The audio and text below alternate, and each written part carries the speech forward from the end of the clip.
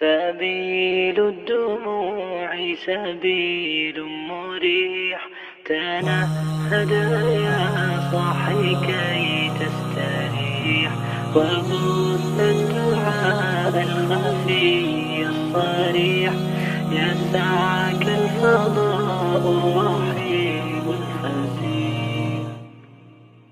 سبيل الدموع سبيل مريح، تنهد يا صاحي كي تستريح، وبث الدعاء الخفي. قاری صاحب، آپ اس معاشرتی جو ہمارے پہلو ہے اصلاح کا، اس کے ساتھ ساتھ اب یہ کہ بات وہی ہے کہ بہرحال ہم نے ہمیشہ اس دنیا میں نہیں رہنا ہے. کل نفس ذائقۃ الموت، ہر نفس کو موت کا مزہ چکھنا ہے، جانا ہے. ایک دوسری زندگی ہے جو اصل زندگی ہے، عبدالآباد کی زندگی ہے. وہاں پر ہمیں اس کے کیا مثبت ثمرات، نتائج اور اچھے برکات ہمیں سامنے آئیں گے؟ بسم اللہ الرحمن الرحیم. الحمد للہ خالق الانس والجان، والصلاة والسلام على النبی العدنان وعلى آلہ وصحبہ ومن سار على نہجہ ومن تبعهم بإحسان إلى يوم الحشر والنشور والمیزان. اما بعد، اخلاق یہ بہت بڑی نعمت ہے، بے شک، اور اس نعمت کا اعتراف اس وقت انسان کو ہوگا جب اس کے نتائج اور اس کے ثمرات اس کے سامنے آئیں گے. انسان کی ساری زندگی کے ایفرٹس آخر کسی نہ کسی جگہ جا کے رک جائیں گے. بے شک. وہ کیا ہی خوبصورت منظر ہوگا جب جبریل امین علیہ السلام کو حکم دیا جائے گا کہ ترازو قائم کریں، لیکن وہ ترازو اتنا بڑا ہوگا، لو وضعت السماوات والارض ومن فیہن لوسعتہن فی کفہ. اگر ایک ہی پلڑے میں زمین و آسمان کو رکھ دیا جائے 14 کی 14 طبق، تو ایک پلڑا بھی بھرے گا نہیں. اور رسول اللہ صلی اللہ علیہ وسلم نے فرمایا اس وقت اثقل شیء فی میزان العبد الخلق الحسن. ماشاء اللہ. سب سے زیادہ جو بھاری بھرکم چیز نامہ اعمال میں شامل ہوگی وہ اخلاق ہوگا. سبحان اللہ. جب انسان کے نامہ اعمال میں ایک نیکی بھی زیادہ ہوگی تو وہ تو جنتی ہو گیا. جنتی ہو گیا، پلڑا چکی. اور رسول اللہ صلی اللہ علیہ وسلم نے اتنی پیاری یہ بات بتائی ہے، یقین مانیں کبھی کبھی انسان سوچتا ہے تو خوشی سے ورطہ حیرت میں چلا جاتا ہے. ان الرجل لیدرک بحسن خلقہ درجات قائم اللیل صائم النہار. سبحان اللہ. ایک روزہ جی ہاں، جو فرضی روزہ ہے اگر انسان رکھتا ہے تو الصوم لی وانا اجزی بھی، اللہ رب العزت فرماتے ہیں یہ میرے لیے اور اس کا بدلہ بھی میں دوں گا. اس کی لیمیٹیشنز بیان ہی نہیں کی. سبحان اللہ. اور اگر اللہ کی راہ میں نفلی روزہ رکھا جائے تو فرمایا ما من عبد يصوم يوما الا بعد الله بذلك اليوم وجهه عن النار 70 خریفا. بے شک. ایک روزہ جو اللہ کی راہ میں رکھتا ہے، قیامت کے دن 70 سال کی مسافت اس شخص کو جہنم سے دور کر دے گا. ماشاءاللہ. اور تہجد کے بارے میں رسول اللہ صلی اللہ علیہ وسلم کا فرمان معظم ہے علیکم بقیام اللیل، قیام اللیل کو لازم پکڑو. فَهُوَ قُرْبَةٌ لِلصَّالِحِينَ، یہ صالحین کا رویہ ہے. بے شک.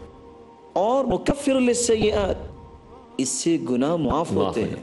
ومنہات للآثام، انسان گناہوں سے بچتا ہے. ومطردۃ للداء عن الجسد، اور انسان کی جسمانی بیماریاں بھی دور ہوتی ہیں. اور صحیح بخاری کی اگر روایت کو سامنے رکھا جائے، عبداللہ بن عمر رضی اللہ تعالیٰ عنہ تہجد پڑھتے تھے.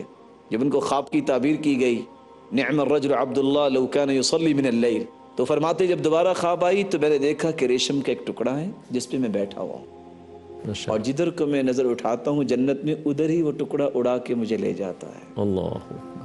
فرمایا ان الرجل لیدرک بحسن خلقہ درجات قائم اللیل صائم النہار. سبحان اللہ. جو درجات تہجد پڑھنے والوں کے لیے اللہ نے رکھے ہیں اور روزے رکھنے والوں کے لیے اللہ تعالیٰ نے رکھے ہیں، قیامت کے دن حسن اخلاق اختیار کرنے والوں کو یہ دونوں درجات نصیب ہو جائیں گے. کتنی یہ اہم اور ضروری بات ہے، اس لیے کہ اللہ سبحانہ وتعالیٰ تو بہت ہی کریم ہے. ان کے حوالے سے بندہ توبہ استغفار کرتا ہے، اللہ معاف کر دیتا ہے. لیکن اگر ادھر حقوق العباد والا معاملہ جو آپ نے حسن خلق کے حوالے سے واضح کیا، اس میں اگر کمی اور کوتاہی ہے تو یہ تو ایسی کمزوری ہے کہ جو اللہ کے ہاں بھی پھر کام، بلکہ ساتھ اس کا اضافہ جو میں ابھی بیان کرنا چاہ رہا ہوں، جی ابن القیم رحمۃ اللہ علیہ آگے کیا فرماتے ہیں، وَتَقْوَ اللَّهِ تُوجِبُ مُحَبَّةَ اللَّهِ، سبحان اللہ، جب تقوی آ گیا اللہ تو کی اللہ کا محبوب بن گیا. بے شک، وحسن الخلق يدعو الناس الى محبتی، سبحان اللہ، اور جب انسان اخلاق کو اچھا کر لیتا ہے تو یہ لوگوں کو شخص کی طرف جی کھینچتا اس ہے. کی طرف سے تو رسول اللہ صلی اللہ علیہ وسلم نے ان کلمات میں اتنا بڑا پیغام دے دیا ہے، جو پیغام اگر ہم اپنے زندگی میں شامل کر لیں تو ہماری دنیا بھی بہتر ہو سکتی ہے، ہم محبوب خلائق بھی بن سکتے ہیں، محبوب خالق بھی بن سکتے ہیں. بہت ہی اور اس لیے رسول اللہ صلی اللہ علیہ وسلم نے ایک اور حدیث میں فرمایا، ان من احبکم الی واقربکم منی مجلسا یوم القیامہ احاسنکم اخلاق. شوق ہو تو ایسا ہو بے شک، کہ اللہ رب العزت ہمیں صاحب اخلاق کی رفاقت نصیب فرما دے، اس سے بڑی کوئی کامیابی نہیں ہوگی، کوئی کامرانی نہیں ہوگی. لیکن فرمایا یہ رفاقت ملے گی کس کو؟ جس کا اخلاق اچھا ہے. سبحان اللہ. اور رسول اللہ صلی اللہ علیہ وسلم نے اس لیے ایک تیسری روایت میں آتا ہے، احب العباد الی اللہ احسنہم خلقا. یہ شخص حسن اخلاق والا صرف میرے ہی قریب نہیں ہوگا، ہاں صرف میرا ہی محبوب نہیں بنے گا، بلکہ اللہ کا محبوب بننے کے لیے اگر کسی نے کوئی کام کرنا ہے تو وہ کیا کرے؟ اپنے اخلاق کو اچھا کر لے.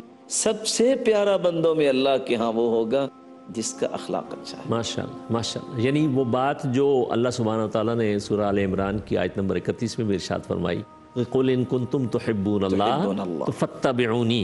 فَاتَّبِعُونِي يُحْبِبْكُمُ اللَّهُ. ہاں جی. اب آپ دیکھیے یہاں اتباع کا یہ پہلو جو رسول اللہ صلی اللہ علیہ وسلم نے واضح فرمایا کہ اگر انسان اچھا اخلاق تیار کرتا ہے، اور اچھے اخلاق کے لیے معیار اور نمونہ کون ہے؟ خود رسول اللہ صلی اللہ علیہ وسلم. لَقَدْ كَانَ لَكُمْ فِي رَسُولِ اللَّهِ أُسْوَةٌ حَسَنَةٌ. اور اللہ سبحانہ تعالیٰ نے خود تائید فرمائی ہے کہ آپ سب سے اعلیٰ اخلاق کے مرتبے پر تو آپ فائز ہیں. تو یہ وہی بات جہاں سے گفتگو اپنی اس سے پہلے چل رہی تھی کہ یہ پہلو جو ہے یہ معاشرے میں اتنا دبا ہوا ہے کہ نجات کے اعتبار سے اور رسول اللہ صلی اللہ علیہ وسلم کی اتباع اور پیروی کے اعتبار سے، حالانکہ آپ صلی اللہ علیہ وسلم کے یہ اخلاق تو اپنے گھر والوں کے ساتھ بھی، اپنے دوستوں کے ساتھ بھی، چھوٹوں کے ساتھ بھی، بلکہ آپ نے اس کا اظہار فرمایا نا، جی جی، خیرکم خیرکم لأہلی اہلی، وانا خیر لأہلی. بے شک یعنی اس اخلاق کا اثر مرتب ہوا نا. بے شک. فرمایا کہ تم میں بہترین وہ ہے جو اپنے گھر والوں کے معاملے میں بہتر ہے، اور میں اپنے گھر والوں کے معاملے میں بہت بہتر ہوں. اتفاق سے صحابی نے سوال کر لیا عائشہ رضی اللہ تعالی عنہ سے جی جی، کہ ماذا یصنع النبی صلی اللہ علیہ وسلم فی بیتی، ہاں آپ ذرا یہ بتائیے کہ آپ کے گھریلو معمولات کیسے تھے؟ سبحان. تو عائشہ رضی اللہ تعالی عنہ نے کیا فرمایا؟ کان فی محنت اہلی ای فی خدمت اہلی.